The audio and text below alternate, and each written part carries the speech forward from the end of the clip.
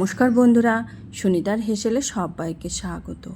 আজ আপনাদের সঙ্গে শেয়ার করব সম্পূর্ণ নিরামিষ একটি ওলের ডালনার রেসিপি। এটা কিন্তু একদম অন্য পদ্ধতিতেই তৈরি আর খেতে লাগে অসাধারণ। যে কোনো নিরামিষের দিনে যদি এই রকম ওলের ডালনা বানানো হয় তাহলে কিন্তু আমিষকেও ভুলে যাবে। চলুন তাহলে রেসিপিটি শুরু করা যাক।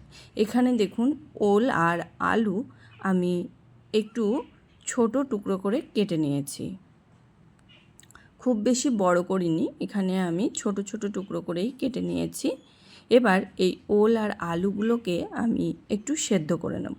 ওই 80% মতো আমি সেদ্ধ করে নেব। তার জন্য কড়াইতে দিয়ে দিয়েছি একটু জল। এবার কেটে রাখা আলু আর ওলগুলোকে দিয়ে দেব। এখন আলু আর ওলগুলো দিয়ে দিয়েছি। এখানে আরও একটু জলের প্রয়োজন ছিল, সেই কারণে আমি আর একটু জল দিয়ে দিয়েছি। এবার এর মধ্যে দিয়ে দেব আমি হাফ চামচ মতো লবণ আর সামান্য একটু হলুদ গুঁড়ো। লবণ আর হলুদ দিয়ে এই ওলটাকে কিন্তু আমি 80% মতো সেদ্ধ করে নেব। একবারে কিন্তু গলিয়ে নেব না, হালকা একটু শক্ত থাকতে থাকতেই কিন্তু নামিয়ে নেব। এবার আমি ঢাকা দিয়ে দেব।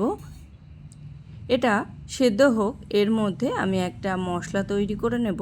তার জন্য এখানে আমি একটা মিক্সির জার নিয়ে নিয়েছি। তার মধ্যে দিয়ে দেব একটু আদা দিয়ে দেব। এখানে আমি বেশ কিছুটা পরিমাণে আদা দিয়ে দিয়েছি। আর এখানে স্বাদ অনুযায়ী দিয়ে দেব কাঁচা লঙ্কা। যে যেমন ঝাল খেতে পছন্দ করেন সেই অনুযায়ী লঙ্কাটা ব্যবহার করতে হবে। দিয়ে দেব একটা বড় সাইজের টমেটো। আর দিয়ে দেবো এখানে 1 চামচ গোটা জিরে। এবার এইগুলোর আমি মিহি একটা পেস্ট তৈরি করে নেব। সমস্ত মশলার আমি একটা মিহি পেস্ট তৈরি করে নিয়েছি।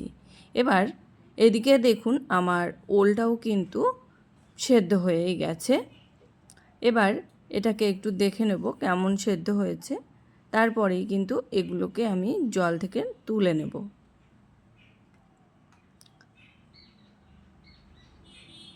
দেখুন খুব বেশি কিন্তু সেদ্ধ হয়নি, আবার একেবারে যে নরম হয়েছে তাও কিন্তু হয়নি। এবার এটাকে আমি নামিয়ে জল ঝরিয়ে নেব। এবার রান্নাটা শুরু করার জন্য কড়াইতে দিয়ে দিয়েছি পরিমাণ মতো সর্ষের তেল। ফোড়ন হিসাবে দিয়ে দিয়েছি গোটা জিরে, শুকনো লঙ্কা আর তেজপাতা। খুব ভালো করে ফোড়নটাকে একটু ভেজে নেব। কয়েক সেকেন্ড আমি ফোড়নটাকে একটু ভেজে নিয়েছি।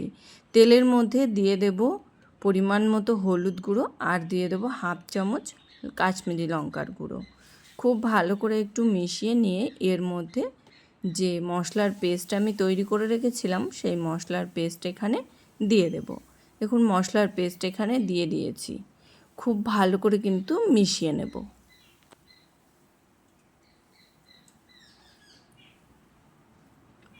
এবার এর মধ্যে দিয়ে দেব স্বাদ অনুযায়ী লবণ। যেহেতু আমরা ওলগুলো সেদ্ধর সময় লবণটা ব্যবহার করেছি, সেই কারণে এখন একটু কম করেই ব্যবহার করেছি। পরে যদি প্রয়োজন হয় তাহলে ব্যবহার করব। লবণটা দেওয়ার পরে খুব ভালো করে কিন্তু মশলাটাকে একটু কষিয়ে নিয়েছি।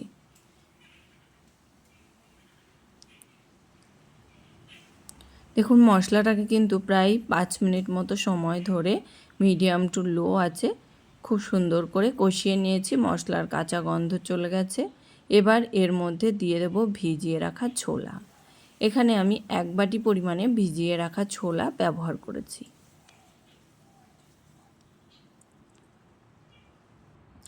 ছোলাটা দেওয়ার পরে আবারও কিন্তু আমি 4 থেকে 5 মিনিট মতো খুব ভালো করে একটু ছোলাটার সঙ্গে মশলাটাকে কষিয়ে নিয়েছি। এবার এর মধ্যে দিয়ে দেব 2 চামচ পরিমাণে নারকেল বাটা। এখানে আমি 2 চামচ পরিমাণে নারকেল বাটা ব্যবহার করেছি। দিয়ে দিয়েছি সামান্য একটু জল মশলাটাকে খুব ভালো করে কষিয়ে নেওয়ার জন্য। এবার এই নারকেল বাটাটা দেওয়ার পরে আমি কিন্তু আবারও 4 থেকে 5 মিনিট মতো একটু কষিয়ে নেব।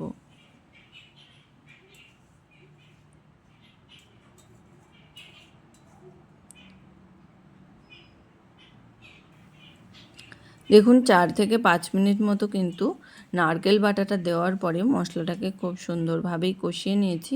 মশলা থেকে কিন্তু খুব সুন্দর তেলটা ছেড়ে এসেছে। এবার এর মধ্যে দিয়ে দেব সেদ্ধ করে নেওয়া ওল আর আলুগুলো।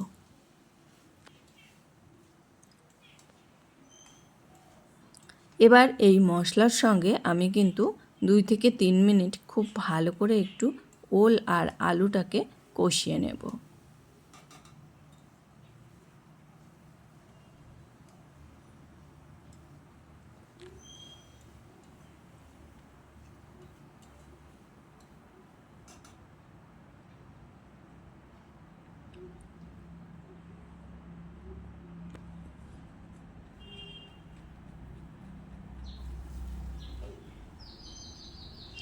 এখানে দেখুন ওল আর আলু কিন্তু খুব সুন্দরভাবেই কষানো হয়ে গেছে।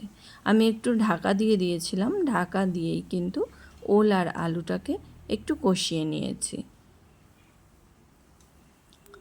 খুব সুন্দরভাবেই কষানো হয়ে গেছে। এবার এর মধ্যে আমি দিয়ে দেব গরম জল। আর অবশ্যই কিন্তু এই রান্নাতে একটু গরম জল ব্যবহার করতে হবে। গরম জল ব্যবহার করলে এই রান্নার টেস্ট খুবই ভালো হয়। আর ওলগুলোও কিন্তু খুবই তাড়াতাড়ি সেদ্ধ হয়ে যাবে। এমনিই সেদ্ধ আছে, কিন্তু ঠান্ডা জল দিলে ওলগুলো সেদ্ধ মানে একটু শক্ত হয়ে যেতে পারে। সেই কারণে এখানে একটু গরম জল ব্যবহার করলে তরকারির টেস্টটাও খুব ভালো আসে, আবার ওলগুলোও কিন্তু খুব তাড়াতাড়ি সেদ্ধ হয়ে যাবে।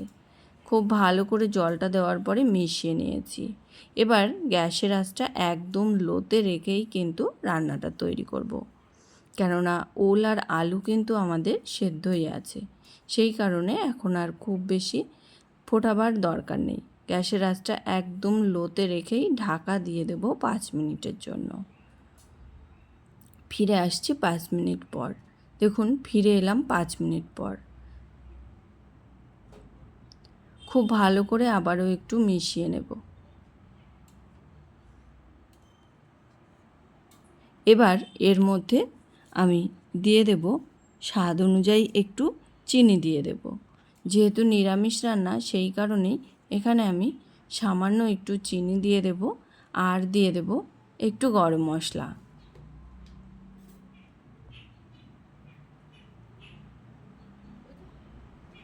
এবার একটু গরম মশলা গুঁড়ো ছড়িয়ে দেব।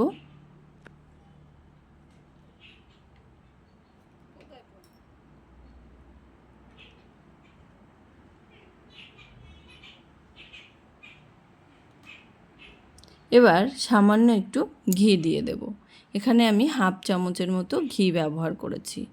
খুব ভালো করে ঘি, গরম মশলা আর চিনিটাকে কিন্তু তরকারির সঙ্গে মিশিয়ে নিয়েই মিনিটখানেক সময় ধরে একটু ফুটিয়ে নিলেই কিন্তু তৈরি হয়ে যাবে।